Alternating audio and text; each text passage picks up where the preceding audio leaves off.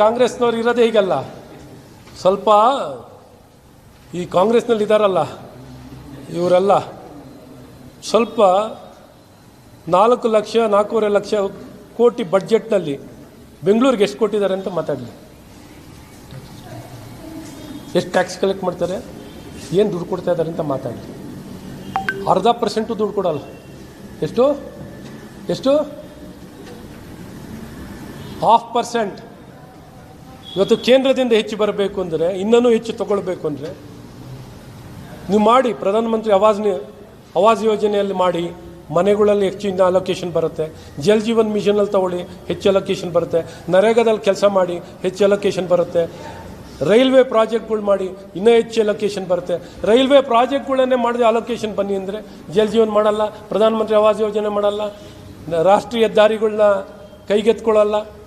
ಪ್ರಾಜೆಕ್ಟ್ಸ್ಗಳು ಕೇಂದ್ರ ಸರ್ಕಾರದ ಪ್ರಾಜೆಕ್ಟ್ಸೇ ತಗೊಳ್ಳಲ್ಲ. ನೀವು ಇನ್ನೂ ಹೆಚ್ಚು ಇನ್ನೂ ಎಷ್ಟು ಬೇಕಾದ್ರೂ ತಗೋಬೋದು, ಮಾಡಿ. ಇದೆಲ್ಲ ಬಿಡಿ. ನ್ಯಾಷನಲ್ ಹೆಲ್ತ್ ಮಿಷನಲ್ಲಿ ದುಡ್ಡು ತೊಗೊಳ್ತಿಲ್ಲ. ಕೇಳಿ ಅವರಿಗೆ ಪ್ರಶ್ನೆಗಳನ್ನು. ನ್ಯಾಷನಲ್ ಹೆಲ್ತ್ ಮಿಷನಲ್ಲಿ ಎಷ್ಟು ನೀವು ಹಣವನ್ನು ಪಡ್ಕೋತಿದ್ದೀರೋ, ವಾಪಸ್ ಎಷ್ಟು ಕೊಡ್ತಾ ಇದ್ದೀರಾ?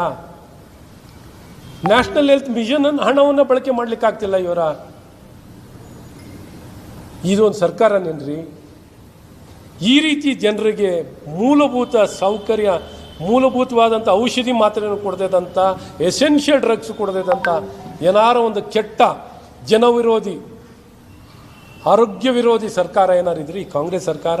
ಪ್ರಿಯಾಂಕಾ ಖರ್ಗೆ ಅವ್ರಿಗೆ ಇವಿಷ್ಟು ವಿಚಾರಕ್ಕೆ ಒಳಗೆ ಕೇಂದ್ರ ಸರ್ಕಾರದ ನಿಮ್ಮ ಮುಖ್ಯಮಂತ್ರಿಗಳಿಗೆ GST ಕೌನ್ಸಿಲ್ ಮೀಟಿಂಗಿಗೆ ಹೋಗಿ ಕೇಳಿ. ಫಸ್ಟು GST ಕೌನ್ಸಿಲ್ ಮೀಟಿಂಗ್ ಹೋಗಿ ಕೇಳಿ. 15ನೇ ಹಣಕಾಸಿನ ಆಯೋಗದಲ್ಲಿ ಕ್ರೈಟೀರಿಯಾ ಮಾಡ್ತಾ ಯಾರಿದ್ರು ಅವತ್ತು ಅಂತ ಕೇಳಿ. ಕ್ರೈಟೀರಿಯಾಗಳನ್ನ ನಿಗದಿ ಮಾಡ್ತಾ ಆ ಸಭೆಗಳಲ್ಲಿ ಯಾರಿದ್ದರು. ಈಗ 16ನೇದರಲ್ಲಿ ಕ್ರೈಟೀರಿಯಾ ಫಿಕ್ಸ್ ಮಾಡ್ತಾ ಹೋಗಿ ಕೂತ್ಕೊಂಡು ಯಾವ ಕ್ರೈಟೀರಿಯಾ ಫಿಕ್ಸ್ ಮಾಡಬೇಕು ಅಂತ ಮಾತಾಡಲಿ. ಸುಮ್ಮನೆ ಅಲ್ಲ ಸಲ್ಲದ ಆಪಾದನೆಯನ್ನು ಮಾಡಿಕೊಂಡು ರಾಜಕೀಯ ಪ್ರೇರಿತವಾಗಿ ಈ ರೀತಿ ವ್ಯವಸ್ಥೆಗಳಲ್ಲಿ ಒಂದು ಒಳ್ಳೆ ಸಂಬಂಧ ಇಟ್ಕೊಂಡು ಬರೀ ತೆಗಳೋದು. ಇಲ್ಲೇನು ಅಪೋಸಿಷನ್ ಪಾರ್ಟಿಯಾರ ಇವರು? ಒಂದು ಆಡಳಿತ ಮಾಡೋಂಥ ಸರ್ಕಾರ. ಕರ್ನಾಟಕವನ್ನು ಪ್ರತಿನಿಧಿಸೋ ಎಲ್ಲ ಪಕ್ಷದವ್ರನ್ನ ಪ್ರತಿನಿಧಿಸೋದು ಒಂದು ಸರ್ಕಾರ. ಒಂದು ಸರ್ಕಾರವಾಗಿ ಮಾತಾಡೋದು ಬದಲು ದ್ವೇಷದಿಂದ ಮಾತಾಡ್ತಾರೆ. ಈ ರೀತಿ ಒಂದು ಸರ್ಕಾರ ಜವಾಬ್ದಾರಿಯುತವಾಗಿ ನಡ್ಕೊಳ್ಳಿ ಅಂತ ಭಾಳ ಸ್ಪಷ್ಟವಾಗಿ ಹೇಳೋಕ್ಕೆ ಇಷ್ಟಪಡ್ತೀನಿ.